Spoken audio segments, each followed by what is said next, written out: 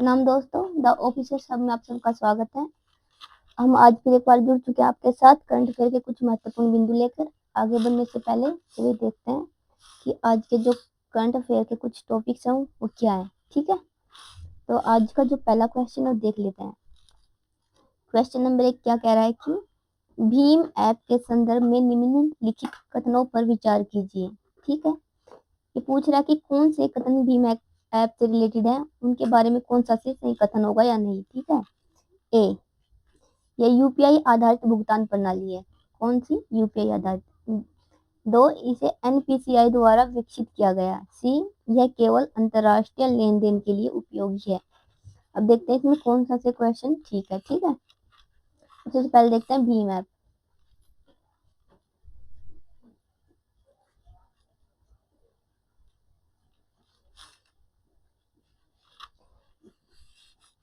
ये कब स्टार्ट हुई थी? 2016 में।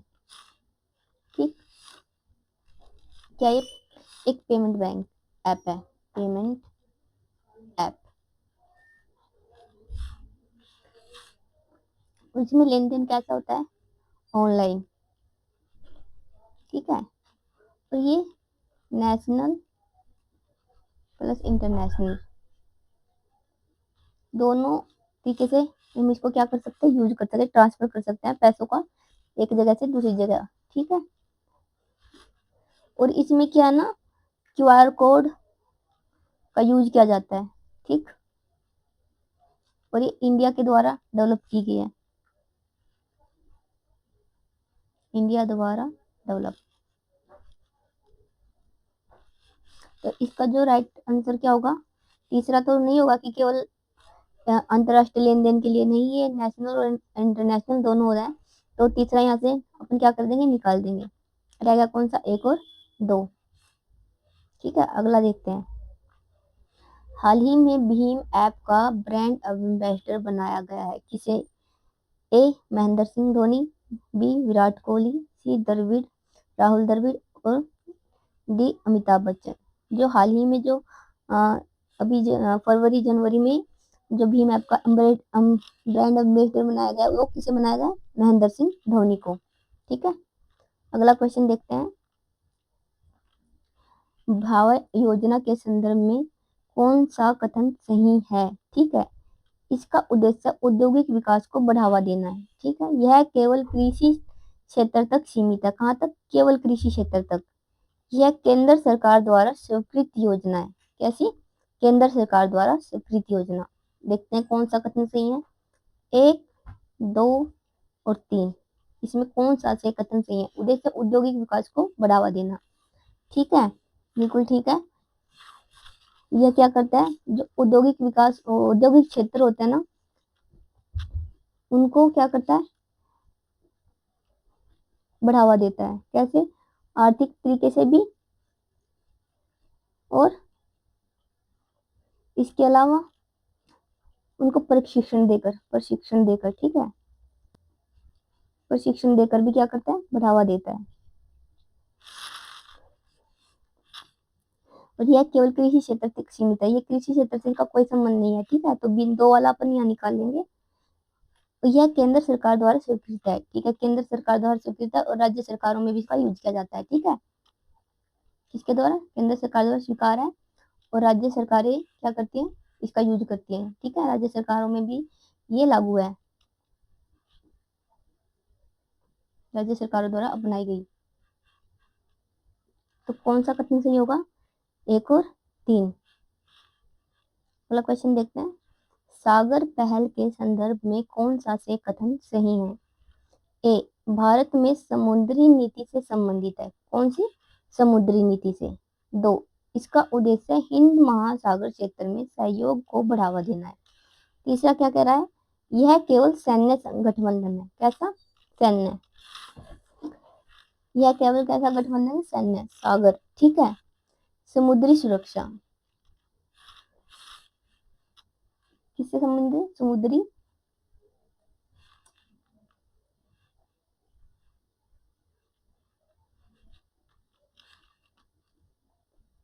समुद्री सुरक्षा से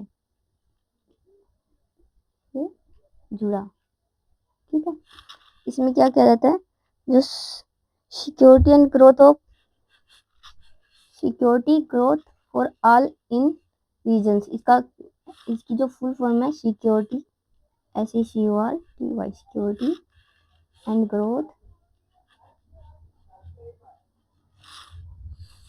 for all in the region.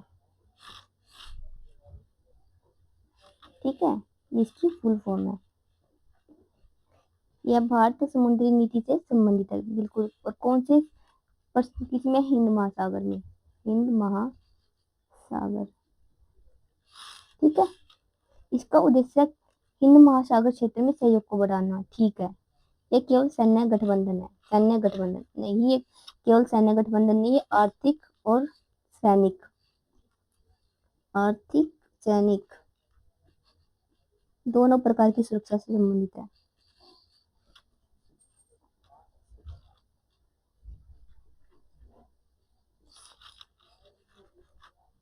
ठीक है, जिसका राइट होगा कौन सा होगा, 1 और 2। इंडियन ओशन शिप सागर पहल के संदर्भ में कथनों पर विचार कीजिए। ए, यह भारतीय नौसेना से संबंधित है। ठीक है, इसका उद्देश्य क्षेत्रीय सहयोग और सुरक्षा को बढ़ावा देना है। ठीक है, यह केवल व्यापारिक जहाजों को संचालन, यह केवल व्यापारिक नहीं, सैन्य और व्यापारिक दोनों तरह की सुरक्षा से जुड़ा हुआ है। कैसे, सैन्य प्लस व्यापारिक, दोनों सुरक्षा से।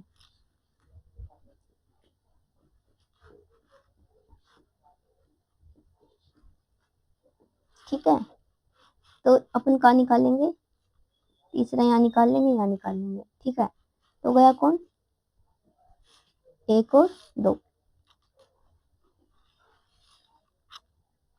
अगला क्वेश्चन है, रीसा ब्रांड के संदर्भ में कथनों पर विचार कीजिए। ए, इसका उद्देश्य जनजातीय उत्पादों को वैश्विक बाजार तक पहुंचाना है। क्या है, उद्देश्य जनजातीय उत्पादों को वैश्विक बाजार तक पहुंचाना। सेकंड क्या कहता है, यह MSME मंत्रालय की योजना है। किसकी, MSME। और तीसरा कह रहा है कि केवल हस्तशिल्प से संबंधित है। ठीक है, केवल हस्तशिल्प से। देखते हैं इसके बारे में। रीसा क्या है, ये रीसा, RISA, रीसा, ये जनजातीय मंत्रालय द्वारा, किससे, जनजातीय मंत्रालय, जनजातीय मंत्रालय द्वारा बनाया। ठीक है, संचालित किया जाता है।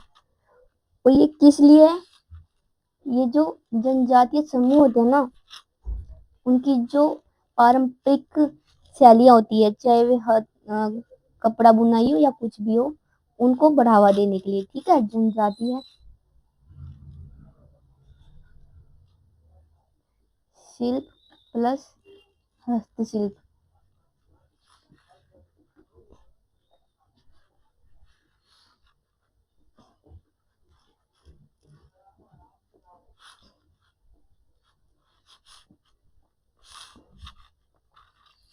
आदिवासी समुदाय को क्या करती है, बढ़ावा।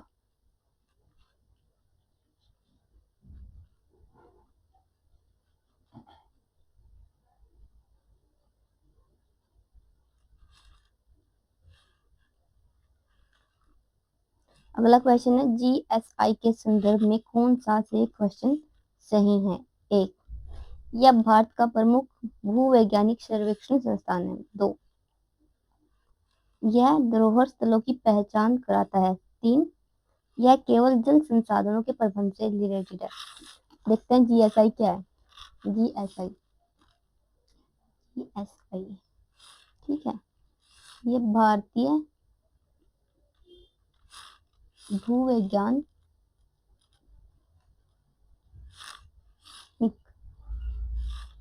सर्वेक्षण से संबंधित है।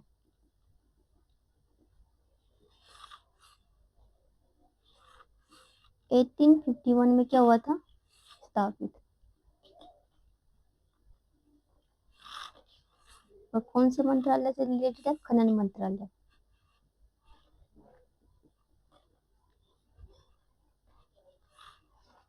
अंदर। हेडक्वार्टर कहाँ पर है? ठीक है, कंप्यूटर आधारित तकनीक पर रिलेटेड है। किस पर? कंप्यूटर।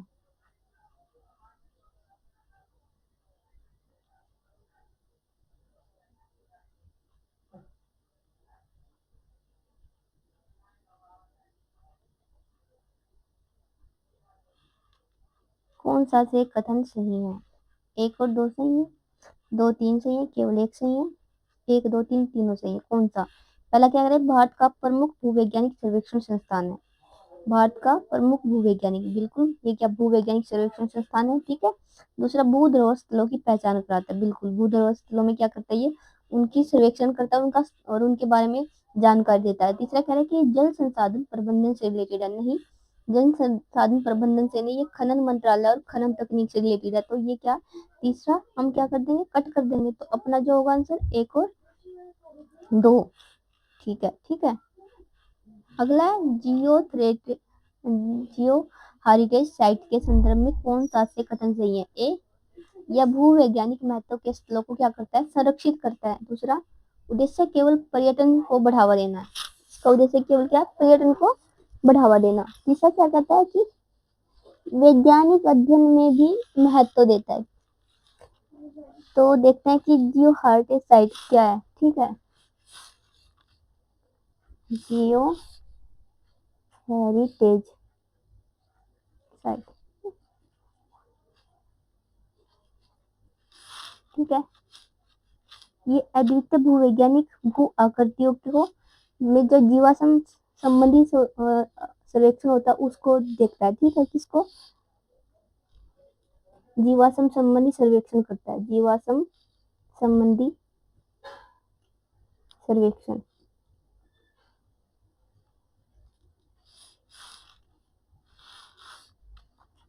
उद्देश्य पर्यटन, इसका उद्देश्य केवल पर्यटन विभाग को बढ़ावा देना नहीं। इसका उद्देश्य क्या है? केवल पर्यटन विभाग को बढ़ावा देना नहीं है। पर्यटन विभाग को बढ़ावा तो देता है, साथ ही साथ ये क्या करता है? जो भी हेरिटेज साइट है उनके संरक्षण को भी बढ़ावा देता है। ठीक है, तो ये तीसरा क्या करेंगे? अपन को इसको खत्म करेंगे दूसरे को। और तीसरा क्या कहते हैं? वैज्ञानिक अध्ययन में महत्वपूर्ण है। बिल्कुल, ये वैज्ञानिक अध्ययन में क्या महत्वपूर्ण, क्योंकि जीवाश्म से रिलेटेड है तो वैज्ञानिक अध्ययन में क्या होगा? इसका इम्पोर्टेंट रोल रहेगा। तो जो राइट आंसर होगा वो 1 और 3 होगा। अगला देखते हैं, मेनिंजाइटिस के संदर्भ में कौन सा कथन सही है? ए, यह मस्तिष्क और रीढ़ की झिल्लियों का संक्रमण है। 2, यह केवल वायरस से संबंधित है। और सी क्या कहता है? यह संक्रामक रोगों है। क्या यह संक्रामक रोग हो सकता है? पहले देखते हैं कि क्या है ये। ठीक है,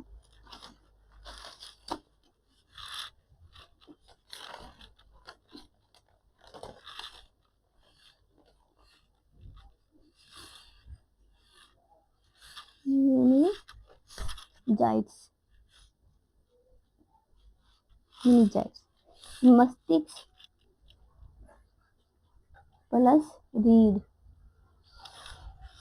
की हड्डी की झिल्लियों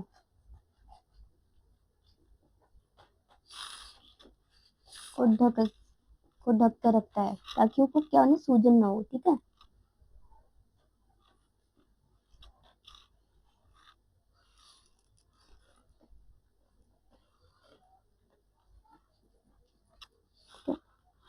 क्या कहता है? ये मस्तिष्क और रीढ़ की झिल्लियों का संक्रमण है। ठीक है, क्या इसमें क्या कह रहा है कि मस्तिष्क और रीढ़ की हड्डियों को ढकने वाली झिल्लियों में होने वाली सूजन है। क्या है? ढक कर रखने वाली सूजन है। ठीक है, और ये केवल वायरस से फैलता है। ये वायरस से नहीं फैलता, बैक्टीरियल है। ठीक है, अगला कह रहा है कि संक्रामक रोग हो सकता है। हाँ, ये संक्रामक रोग होता है। ठीक है, एक व्यक्ति से दूसरे व्यक्ति में फैल सकता है। तो इसका जो आंसर होगा अपन निकाल देंगे बी वाला, ये सेकंड, और डी वाला। अब देखते हैं कि इसका राइट आंसर क्या होगा। इसका जो राइट आंसर होगा ए होगा 1 और 3। अगला क्वेश्चन क्या है, पब्लिक हेल्थ इमरजेंसी अलर्ट के संदर्भ में कौन सा कथन सही है? यह संक्रामक रोगों के प्रसार को नियंत्रित करने के लिए जारी किया जाता है। यह केवल राष्ट्रीय स्तर पर लागू है। इसका उद्देश्य जन स्वास्थ्य सुरक्षा सुनिश्चित करना है। ठीक है, अब देखते हैं इसमें कौन सा कथन सही हो सकता है। यह केवल राष्ट्रीय स्तर पर लागू होता है, पब्लिक हेल्थ इमरजेंसी अलर्ट, ये नेशनल प्लस इंटरनेशनल दोनों स्तर पर लागू होता है। ठीक है, इसका मतलब अपन दूसरा यहाँ निकाल रहे हैं। अगला कह रहा है कि यह इसका उद्देश्य जन स्वास्थ्य सुरक्षा को सुनिश्चित करना है। ठीक है, पब्लिक हेल्थ से रिलेटेड है तो अलर्ट कर रहा है, तो इसका उद्देश्य ये जरूर होगा। पहला क्या कह रहा है कि संक्रामक रोगों के प्रसार को नियंत्रित करने के लिए जारी किया जाता है, ये भी ठीक है। जिसका राइट आंसर होगा वो 1 और 3 होगा। आज के लिए इतना ही, थैंक यू। चैनल को लाइक और सब्सक्राइब करते चले, धन्यवाद।